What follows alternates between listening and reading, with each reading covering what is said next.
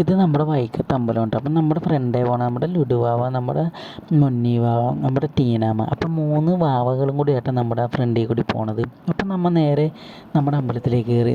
ഞങ്ങൾക്ക് എല്ലാവർക്കും ഭയങ്കര ഇഷ്ടമാണ് നമ്മുടെ വൈക്കത്ത് അമ്പലത്തിൽ വന്നത്. അപ്പം നമ്മൾ പ്രസാദമൊക്കെ മേടിച്ച് എല്ലാം നല്ല അടിപൊളിയായിട്ട് പ്രാർത്ഥിച്ച് അങ്ങനെ നമ്മുടെ നന്ദികേശൻ്റെ അടുത്ത് കുറച്ച് കാര്യങ്ങളൊക്കെ പറഞ്ഞു. പിന്നെ ഞാനും ലുഡു ബേബിയും കൂടി നടന്നു. അപ്പോൾ ലുഡു ബേബിനെ ഞാൻ എടുത്ത് പൊക്കി നന്ദികേശനോട് കുറച്ച് കാര്യങ്ങൾ പറയിപ്പിച്ച്.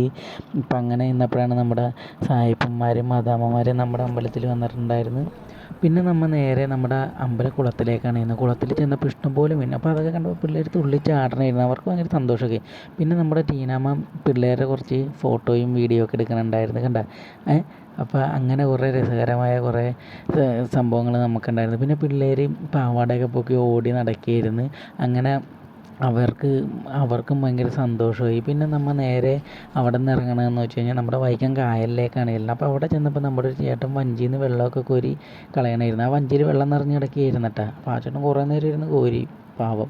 പിന്നെയെന്ന് വെച്ച് കഴിഞ്ഞാൽ നമുക്ക് കിട്ടിയെന്ന് വെച്ചാൽ 2 ബോട്ടുകൾ വന്നൊരു സീനാണ് നമുക്ക് കിട്ടിയത്. അത് നല്ല അടിപൊളിയാണ്, നല്ല രസമുണ്ടായി കാണാൻ. പിന്നെ ഞങ്ങൾ നേരെ അവിടെ 4 പേരും കൂടി നിരന്നങ്ങ് നിന്നിട്ടുണ്ടല്ലോ. കുറച്ച് കാര്യങ്ങളങ്ങ് പറഞ്ഞും ചിരിച്ചും കളിച്ചും. പിന്നെ ഞാനൊരു പാട്ടങ്ങ് പാടി.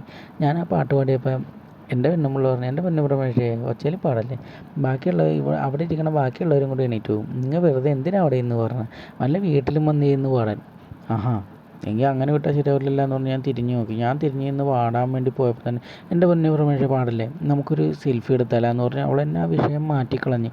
അവൾ പഠിച്ച കള്ളിയാണ് അവൾ. അപ്പം ഞങ്ങൾ നേരെ അവിടെ നിന്ന് സെൽഫിയൊക്കെ എടുത്ത് ഞങ്ങൾ നേരെ എല്ലാവരും കൂടി നേരെ തിരിച്ചു.